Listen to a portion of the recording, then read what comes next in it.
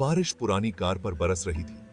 जैसे ही आरव और प्रिया जर्जर गेट से गुजरे, हवेली उनके सामने मंडराती हुई दिखाई दी। अंधेरी और भव्य, यह उनकी विरासत थी, एक दूर के रिश्तेदार द्वारा उन्हें छोड़ी गई बीते युग की विशाल निशानी।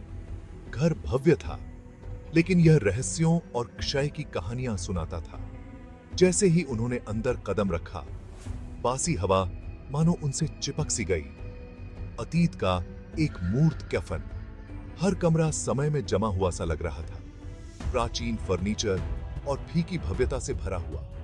मुख्य हॉल में उनका सामना हवेली के रहस्य के केंद्र से हुआ। एक कठोर, निर्दयी परिवार का चित्र। उनकी आंखें युवा जोड़े की हरकतों पर नजर रखती हुई प्रतीत हो रही थीं। यह तस्वीर बेचैन करने वाली थी। ऐसा कहना गलत नहीं होगा। यह मानो एक रहस्य को छुपाए हुए थी, जो किसी को भी बेचैन कर सकता था। पेंटिंग में परिवार, एक पुरुष, एक महिला और एक युवा लड़का उदासी और द्वेष की एक स्पष्ट आभा बिखेरते हुए प्रतीत हो रहे थे।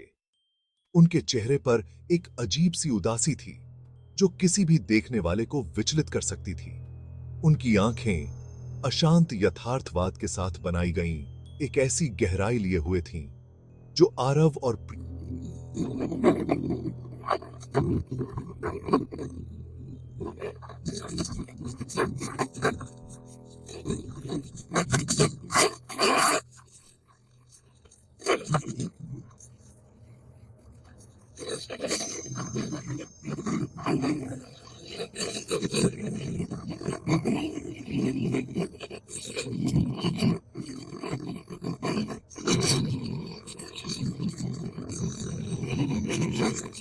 वह भी अंदर ही अंदर इस चित्र से असहज महसूस कर रहा था। जैसे जैसे दिन रात में बदलते गए, चित्र एक अवांछित उपस्थिति बन गया, जो अपनी खामोशी से घर पर हावी हो गया। यह मानो घर के हर कोने में अपनी उपस्थिति दर्ज करा रहा था। हवेली ठंडी होती गई, परछाइयां गहरी होती गईं, इसकी दीवारों के भीतर बढ़ती बेचैनी को दर्शाती हुई। यह हवेली अब एक रहस्यमयी और डरावनी जगह बन चुकी थी, जहां हर कोने में एक अनकहा डर छुपा हुआ था। हवेली की मरम्मत पूरी लगन से शुरू हुई। हॉल में हथौड़ों और आरी की आवाजें गूंज रही थीं। फिर भी हर गुजरते दिन के साथ माहौल भारी और दमनकारी होता गया। फुसफुसाहट बेहद धीमी और निराकार रात में दीवारों से निकलती हुई प्रतीत होती थी। वस्तुएं अकथनीय रूप से हिलती थीं, एक स्थान से गायब हो जाती थीं और फिर दूसरी जगह पर प्रकट होती थीं। एक शाम जब प्रिया चित्र को साफ कर रही थी, तो उसने कसम खाई कि उसने पेंटिंग में महिला के होठों पर एक मुस्कान देखी थी। क्या उसने कल्पना की थी, या हवेली अपने रहस्यों को उजागर करना शुरू कर रही थी? जैसे जैसे अब सामान्य गतिविधि तेज होती गई, संदेह भय में बदल गया। परछाइयां उनकी दृष्टि के किनारे पर नाचती थीं, विकृत और बदलते रूप धारण करती थीं। एक रात आरव के रोते हुए बच्चे की आवाज से नींद खुली, जो दीवारों के भीतर से आ रही थी। उसने आवाज का पीछा करते हुए मुख्य हॉल तक का पीछा किया, जहां प्रिया खड़ी थी। उसकी निगाहें चित्र पर टिकी हुई थीं, आंखें वह फुसफुसाई, वे हिल रही हैं। आरव ने भय का अनुभव किया, क्योंकि पेंटिंग में परिवार की आंखें इधर उधर भाग रही थीं, एक अप्राकृतिक रोशनी से जीवंत। पुतलियां एक ऐसी द्वेष से चमक रही थीं, जिसने उन्हें अंदर तक ठंडा कर दिया। भय और जिज्ञासा से प्रेरित होकर आरव और प्रिया ने चित्र के पीछे के सच का पता लगाने का फैसला किया। वे जानते थे कि यह कोई साधारण चित्र नहीं था। उनकी खोज ने उन्हें हवेली के पुराने पुस्तकालय में पहुंचाया, जो दशकों से अछूता था। यह जगह रहस्यों से भरी हुई थी। धूल भरे ग्रंथों के बीच उन्हें एक छिपी हुई डायरी मिली। यह डायरी बहुत पुरानी और रहस्यमयी थी। डायरी में चित्र में दिख रहे परिवार की दुखद कहानी का पता चला।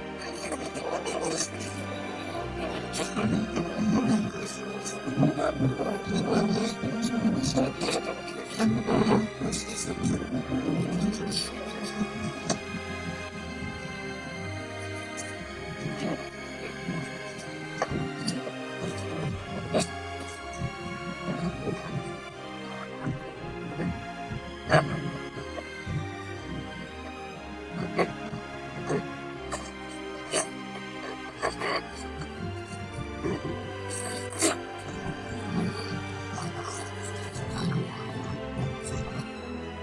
और प्रिया को जवाबों से ज्यादा सवालों के साथ छोड़ दिया। वे अब और भी अधिक जिज्ञासु और चिंतित थे।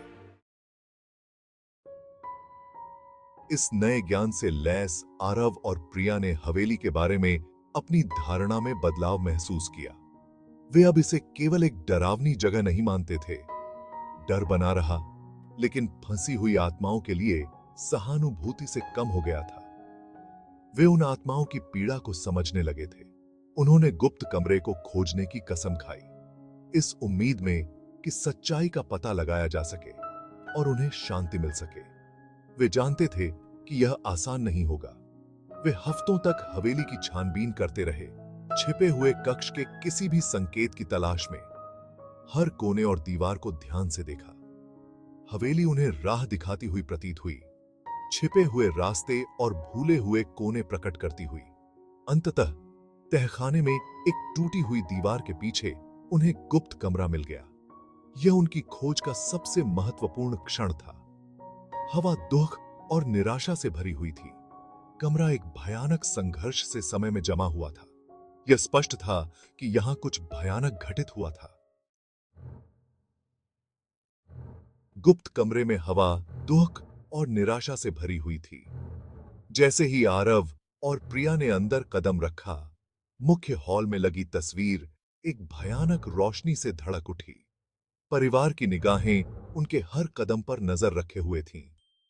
कमरे के बीच में उन्हें एक छोटा लकड़ी का संदूक मिला, जो जटिल नक्काशी से ढका हुआ था। जैसे ही वे संदूक तक पहुंचे, हवेली कांप उठी, तापमान गिर गया और हवा सड़ांध से भर गई। परछाइयां मुड़ी हुई थीं, तस्वीर से परिवार के खतरनाक रूप धारण कर रही थीं। उनकी आवाजें क्रोध और दुख से भरी हुई उनके चारों ओर गूंज रही थीं, आरोप लगा रही थीं, विनती कर रही थीं, धमकी दे रही थीं। डरावनी अभिव्यक्तियों को अनदेखा करते हुए आरव और प्रिया ने संदूक को खोला। अंदर उन्हें निजी सामान मिला, एक बच्चे का खिलौना, एक महिला का लॉकेट, एक आदमी की अंगूठी। जैसे ही उन्होंने इन वस्तुओं को उठाया, भूतिया आकृतियां झिलमिला उठीं। उनकी आवाजें विलाप करती हुई फुसफुसाहट में बदल गईं। यह ऐसा था जैसे ये वस्तुएं उनके सांसारिक बंधनों की कुंजी थीं, जो फंसी हुई आत्माओं को शांति प्रदान करती थी। जैसे ही आखिरी वस्तु को हटाया गया, हवेली पर एक गहन सन्नाटा छा गया। परछाइयां हट गईं, हवा हल्की हो गई और तापमान सामान्य हो गया। ऊपर चित्र अब शांति की भावना बिखेर रहा था। परिवार की आंखें बंद थीं, उनके भाव शांत थे। रहस्य सुलझने और आत्माओं को शांति मिलने के साथ हवेली पर शांति छा गई। फुसफुसाहट बंद हो गई, परछाइयां नाचना बंद हो गईं और दमनकारी भार हट गया। आरव और प्रिया अपने अनुभव से हमेशा के लिए बदल गए। अपने इतिहास के प्रति नए सिरे से सम्मान के साथ अपनी बहाली जारी रखे हुए थे। उन्होंने गुप्त कमरे को परिवार के लिए एक स्मारक में बदल दिया, जो उस त्रासदी की याद दिलाता था जो सामने आई थी। चित्र जो कभी आतंक का स्रोत था, अब प्रेम और क्षति की स्थायी शक्ति के प्रमाण के रूप में कार्य करता था। हवेली उनकी यात्रा के प्रतीक के रूप में खड़ी थी, डर पर उनकी विजय और अतीत को सम्मानित करने की उनकी प्रतिबद्धता का प्रमाण थी। आरव और प्रिया के लिए जीवन ने एक नई लय पकड़ ली। हवेली उनका अभयारण्य बन गई, हंसी और रोशनी से भर गई। चित्र जो कभी आतंक का प्रतीक था, उनकी ताकत और लचीलेपन की याद दिलाता था। वर्षों बाद उन्होंने अपने बच्चों को चित्र की कहानी सुनाई, डरावनी कहानी के रूप में नहीं, बल्कि आशा और प्रेम की याद दिलाने के रूप में। हवेली उनकी यात्रा के प्रमाण के रूप में खड़ी थी, डर पर उनकी विजय का प्रतीक थी। यह गंभीर ही यह एक ऐसी जगह थी जहां अतीत को सम्मानित किया जाता था और भविष्य को गले लगाया जाता था।